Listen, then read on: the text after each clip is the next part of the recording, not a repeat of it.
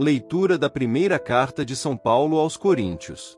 Irmãos, quando fui à vossa cidade anunciar-vos o mistério de Deus, não recorri a uma linguagem elevada ou ao prestígio da sabedoria humana. Pois, entre vós, não julguei saber coisa alguma, a não ser Jesus Cristo, e este, crucificado. Aliás, eu estive junto de vós, com fraqueza e receio, e muito tremor. Também a minha palavra e a minha pregação não tinham nada dos discursos persuasivos da sabedoria, mas eram uma demonstração do poder do Espírito, para que a vossa fé se baseasse no poder de Deus e não na sabedoria dos homens. Palavra do Senhor. Graças a Deus.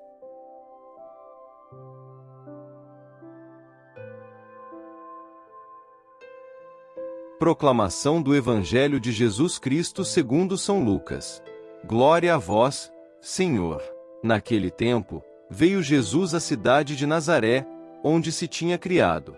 Conforme seu costume, entrou na sinagoga no sábado, e levantou-se para fazer a leitura. Deram-lhe o livro do profeta Isaías. Abrindo o livro, Jesus achou a passagem em que está escrito: O Espírito do Senhor está sobre mim, porque ele me consagrou com a unção para anunciar a boa nova aos pobres. Enviou-me para proclamar a libertação aos cativos e aos cegos a recuperação da vista, para libertar os oprimidos e para proclamar um ano da graça do Senhor. Depois fechou o livro, entregou-o ao ajudante, e sentou-se. Todos os que estavam na sinagoga tinham os olhos fixos nele. Então começou a dizer-lhes: Hoje se cumpriu esta passagem da Escritura que acabastes de ouvir. Todos davam testemunho a seu respeito, admirados com as palavras cheias de encanto que saíam da sua boca. E diziam: Não é este o filho de José? Jesus, porém, disse: Sem dúvida, vós me repetireis o provérbio: Médico, cura-te a ti mesmo. Faze também aqui, em tua terra, tudo o que ouvimos dizer que fizeste em Cafarnaum. E acrescentou: Em verdade eu vos digo que nenhum profeta é bem recebido em sua pátria. De fato, eu vos digo, no tempo do profeta Elias, quando não choveu durante 3 anos e 6 meses e houve grande fome em toda a região, havia muitas viúvas em Israel. No entanto, a nenhuma delas foi enviado Elias, senão a uma viúva que vivia em Sarepta, na Sidônia. E no tempo do profeta Eliseu, havia muitos leprosos em Israel.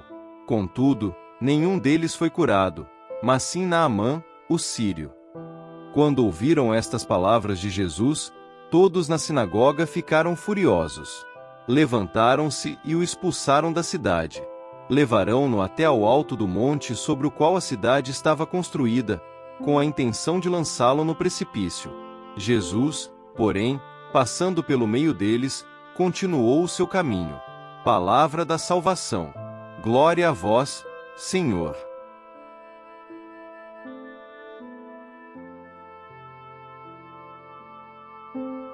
Queridos irmãos e irmãs em Cristo, imaginem-se sentados em uma sinagoga antiga, o ar pesado com cheiro de pergaminhos antigos e óleo de lâmpadas. O murmúrio das conversas diminui quando um jovem carpinteiro, conhecido por muitos desde a infância, se levanta para ler as Escrituras.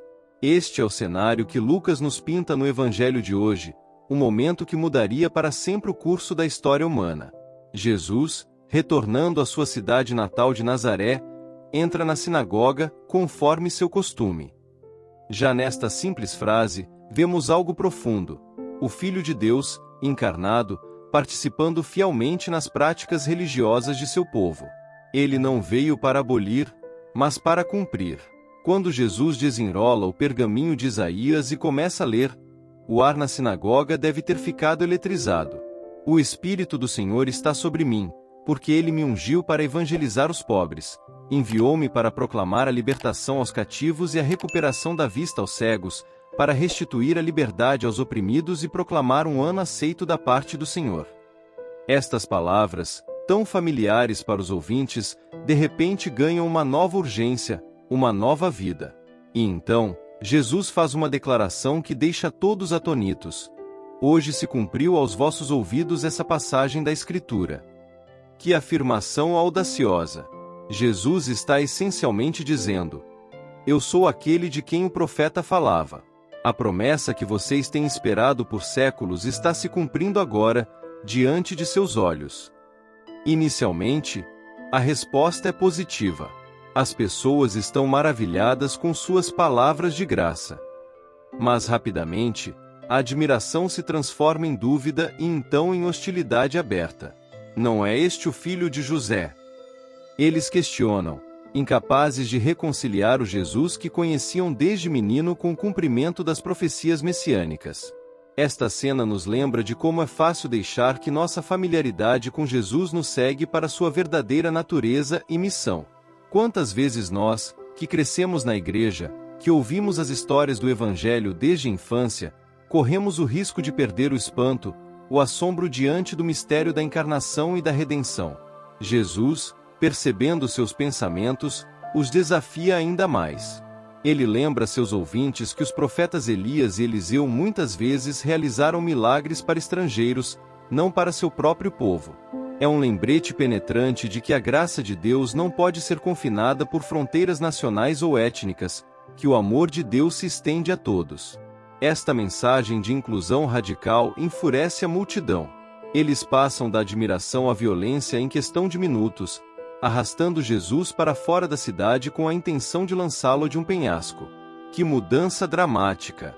É um vislumbre perturbador da resistência humana à mensagem do Evangelho, especialmente quando ela desafia nossas noções preconcebidas e nossos preconceitos.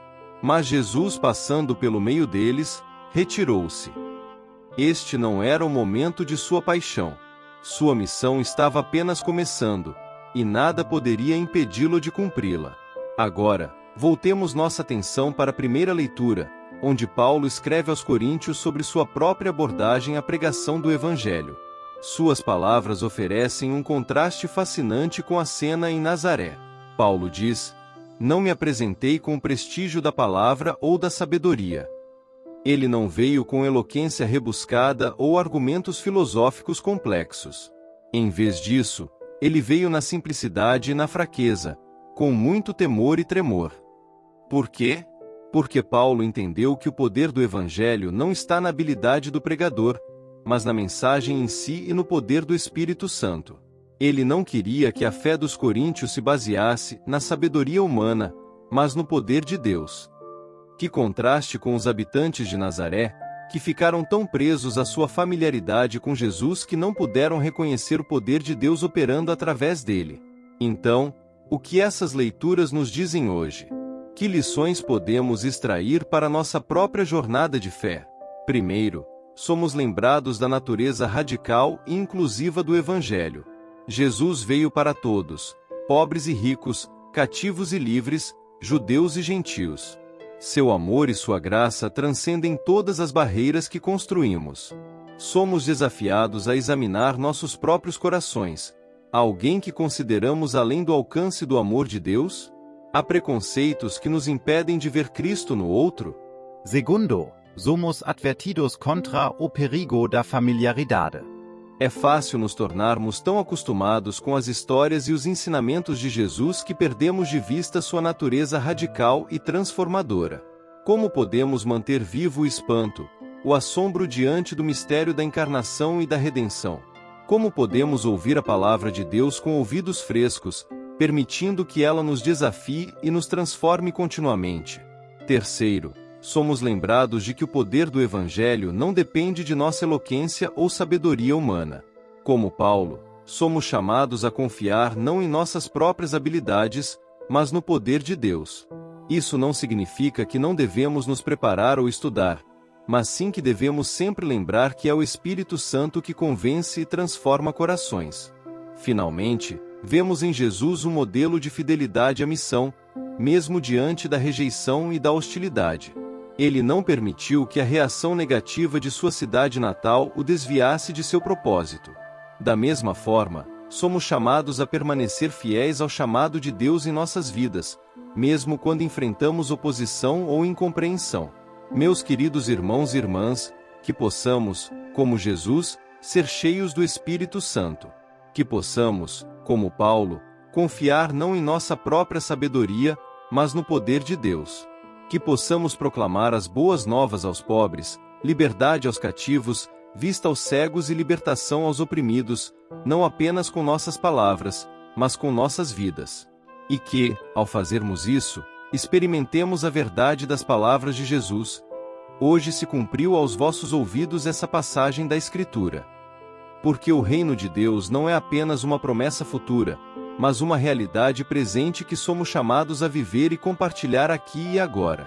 Que a graça de nosso Senhor Jesus Cristo, o amor de Deus Pai e a comunhão do Espírito Santo estejam com todos vocês. Amém.